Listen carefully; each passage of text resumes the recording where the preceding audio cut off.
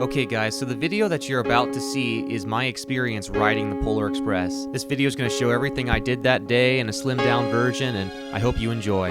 Okay everyone, it's 5 in the morning and we're on our way to Oshawa, Michigan to ride the Polar Express. So we've been driving for about 3.5 hours now, and we're going to eat at this Cracker Barrel. Look how big these are. Alright. Okay, so we just finished eating and we're going to be there in about 50 minutes. We're almost there. We're getting real close, guys. I'm getting excited because I just saw some smoke in the distance. You see that smoke up there? The Polar Express is right behind this building. Look at it. There it is. Wow. There's the museum right there. We had to park. Wow, it is so windy. We had to park quite a distance away. The train's way over there. Morning. So this is the museum. Everybody's waiting in line. How's it going? Did you guys look at the train already? Or? Yeah, we've got videos of it, backing up and everything. I can't believe it, you guys. All right, we have to get in line. Inside of the museum, we waited to get our tickets. There were so many people that it was hard to move around. Now, Lionel did a really good job with this model. The cold load looks realistic. After we picked up our tickets, we headed towards our train car. So here's the ticket we got. Once we made it to the train car, the conductor let us get on board. Up we go! The name of our train car was Holly. Once on board, you could choose any seat you wanted. Here's a better look at our passenger car. And 2 cars behind us was this generator car, and we think it powered all of the passenger cars. After waiting for about 15 minutes, the train started to move. We were on our way to Ashley, Michigan. Here's what it looked like from my seat. So we're picking up speed here, almost up to 30 miles an hour. Everything's flat out here. After about 15 minutes, we decided we'd go get some hot chocolate. We're in between the train cars, guys.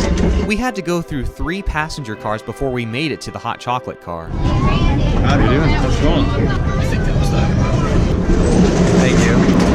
When we made it to the hot chocolate car, there were so many people and everything was rocking back and forth. Just take a look at that sign in pepper on the ceiling. Unfortunately, the line was too long, so we decided we'd get hot chocolate on the way back. The next car over was the merchandise car, and just like the hot chocolate car, everything was rocking back and forth. There was quite a bit of stuff in there. There was some toy trains, some t-shirts, and even some neat autographed books. Now, we didn't buy anything yet. We wanted to get back to our seats because we were getting close to the village. I can't believe these little toy trains don't roll off the table. So we headed back to our seats in the Holly car, and on the way there, we ran into the hobo. Thanks, hobo. You betcha. Shortly thereafter, the hobo played his harmonica for us.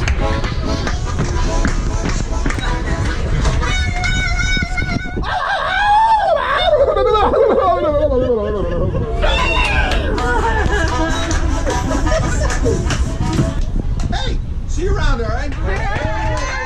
When we made it to Ashley, Michigan, I kid you not, the time was 5 till 12. My cousin, he doesn't mess around. In the village, there was music playing and people dancing, but me and my cousins wanted to get a video of the train as it went to back up. We're almost to the train. There's like mist coming towards us. There's another hobo. You guys walked all the way down here to get a picture of the train, right? Yeah, you know it. When it's gonna back all the way back up in town. That's what, you know, we're so excited to see it. We were just talking about that though.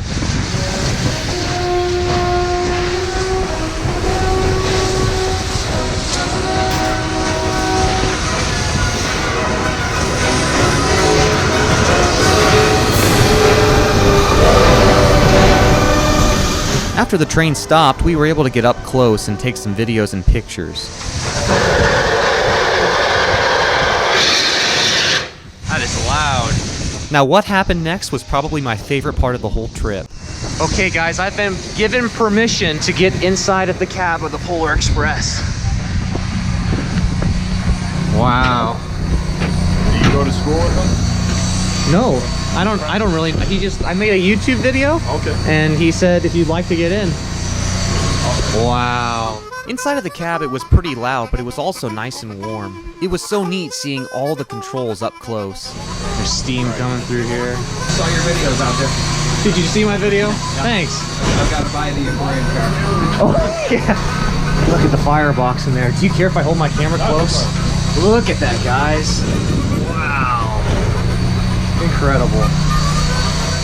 I extended my GoPro so that I could see the coal load, but I didn't rotate it to see the front of the engine. I wish I would have done that. And is there like an emergency brake here or something? Right there? Okay. This is the automatic brake which controls your train. Okay. So emergency is when you just move this all the way over. I gotta see, where's the whistle? I'd love to blow, but I know you probably can't right now. Yeah, darn it.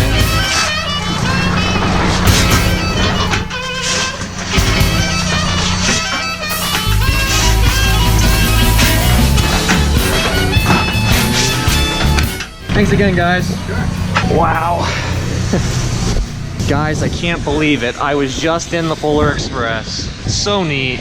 I just want to say thanks so much, Taylor Moon, for making this possible. Yeah. So after I got out of the train, there was still a lot of things to see and do. In one tent, people could line up to see Santa Claus.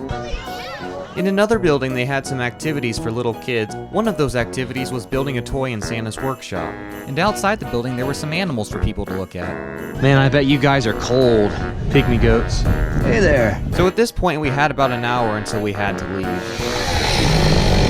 Another cool thing that they had was live reindeer. What's the reindeer's name? This one's name is Noel. How old is this? This one's only 7 months. She was 7 born months. the 1st of April.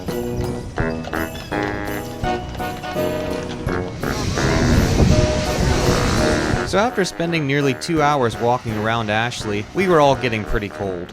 But before we would leave, Santa would give out the first gift of Christmas.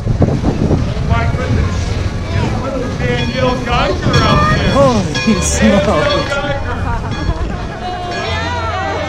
Santa then waved goodbye to everybody. Oh, and don't forget, Santa loves cookies. The next thing we knew, everybody was scrambling to get back on the train. The wind was blowing so hard when the train went by.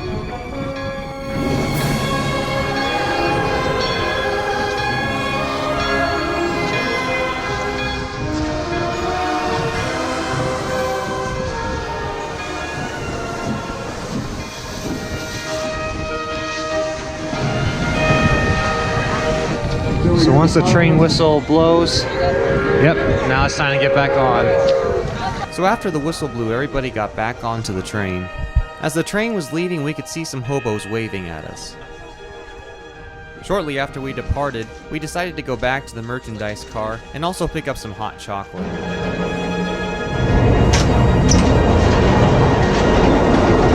In the gift shop, I ended up getting a t-shirt, a poster, a button, and some postcards. Nice. And of course, on my way back, I had to get some hot chocolate. Thank you. The cups had a nice silhouette of the Pure Marquette, and the hot chocolate tasted pretty good. An hour later, we made it back to Oshawa. At that point, the journey was complete, and we all went back into the museum. This was the order of all the train cars. The last thing we did was look around the museum. They had some neat model trains on display, but for whatever reason, they weren't running. The museum had some pretty neat pieces, and there was also this real big mural of the Polar Express, and every once in a while it would shimmer. They also had these pictures on the wall that showed the history of the 1225. After we finished walking through the museum, it was time to head back home. We had a 4-hour drive ahead of us, so we had to get going.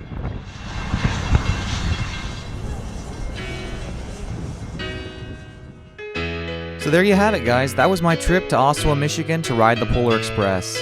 Getting to see the 1225 up close in person is something that I'll never forget. It was a really neat experience. I'd like to thank Taylor Moon for reaching out to me on YouTube, and I'd also like to thank the engine crew members that let me in the cab that day. That was really cool. Thanks so much, you guys, for watching this video, and have a great day.